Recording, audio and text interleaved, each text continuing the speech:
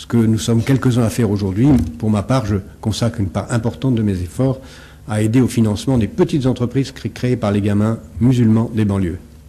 Et je pense que c'est une activité fondamentale pour créer les conditions du bien vivre en France pour les Juifs.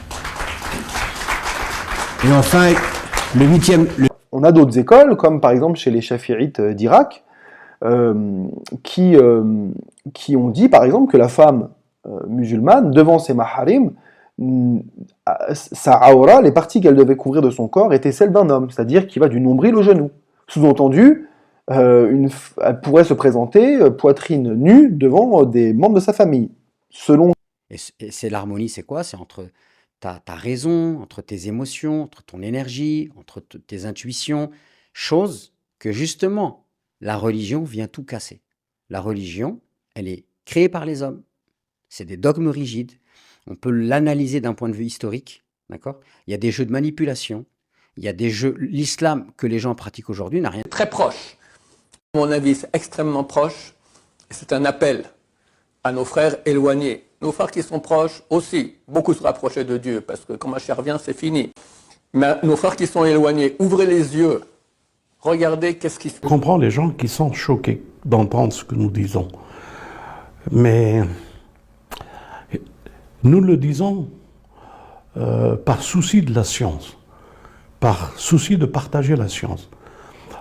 Et ils peuvent remarquer que nous ne demandons rien. Alors ils s'accrochent à quelque chose qui peut un peu les satisfaire. Mais les satisfaire en pensant que le djel est un homme. Depuis quelque temps, moi je lui ai parlé pendant 1 an, de 2016 à 2017. Tout avait l'air très bien. Enfin, rien n'aurait pu m'orienter vers même un quelconque doute. Donc ça qui a été un petit peu trompeur en fait, parce que la personne elle parlait avec moi tout en ayant ne serait-ce que même plus des doutes, puisque à l'époque où on parlait encore ensemble, la personne avait déjà apostasié de ce que je comprends vu les datations qui sont présentées devant moi par les différents rapports. Et donc voilà, ce qui est triste, voilà, c'est ce double jeu, et surtout que moi il y a quelque chose que je comprends pas. La question s'impose de se dire pourquoi ce point aussi crucial, ce point historique, ce fait théologique ne se retrouve pas dans l'islam. À ce moment-là, on se pose la question, on se dit il y a anguille sous roche. Et en faisant ces recherches sur la crucifixion, en faisant des prières, des supplications à Dieu, pas forcément à Jésus, pas forcément au Saint-Esprit, véritablement en disant Ya Rab, Seigneur, Ya Allah, avec un cœur. Quelle soif! Depuis quelque temps, moi je lui ai parlé pendant 1 an, de 2016 à 2017. Tout avait l'air très bien. Enfin, rien n'aurait pu m'orienter vers... Ça veut dire quoi? Ça veut dire que pour moi, et je l'ai dit 100 fois, que Jésus, il a été mort, crucifié, ressuscité, élevé à la droite de Dieu. D'accord. Ok. Véritablement saint et pur. Quelle soif! J'ai demandé au Seigneur de me donner la compréhension. Quand je lisais ce verset, la parole de la croix est une folie, je me disais comment ça se fait que je suis encore dans cette folie de la rejeter. Elle est un fait historique. Qu'est-ce qui peut me faire passer de cette folie à la puissance de Dieu?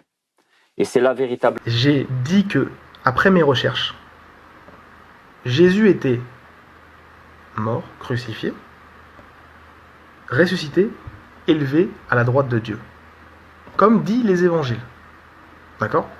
Perturbe très très vite, alors je me dis, autant apprendre la langue arabe et autant faire soi-même l'effort que les imams ne sont pas capables de faire. Lorsqu'on va à la mosquée, le Coran est en arabe, je ne le comprends pas, ça m'agace.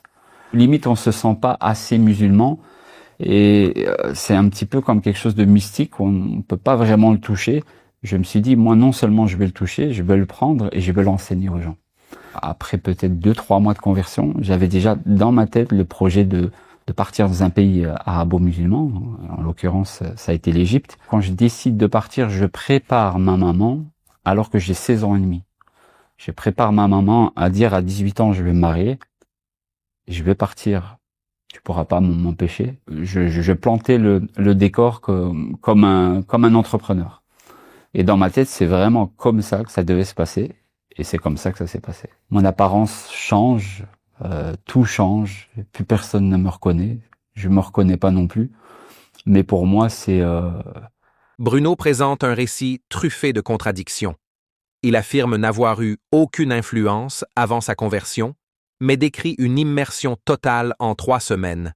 Il dit « Je dois devenir », comme si c'était un rôle à endosser plutôt qu'une conviction vécue, et oscille entre haine proclamée de la France et attachement culturel fort.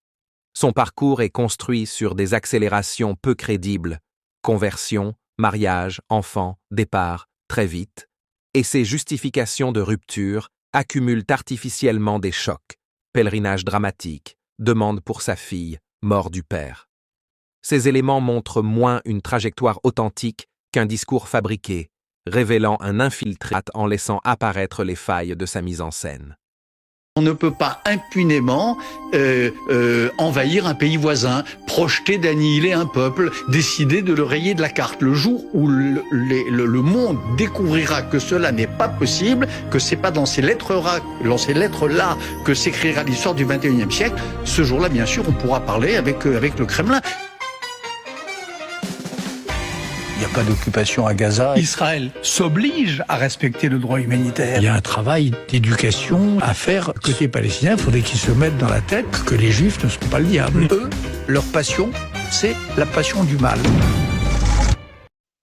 Le Hamas, c'est le gouvernement israélien. C'est nous qui avons créé le Hamas. Israël qui est dans l'état de légitime défense, Tsahal qui est l'armée la plus morale au monde, qui prend des précautions que personne n'a, personne qui a pris. Il n'y a aucun massacre à Gaza. Parce que s'il y avait, non mais je vous ai pas interrompu, monsieur.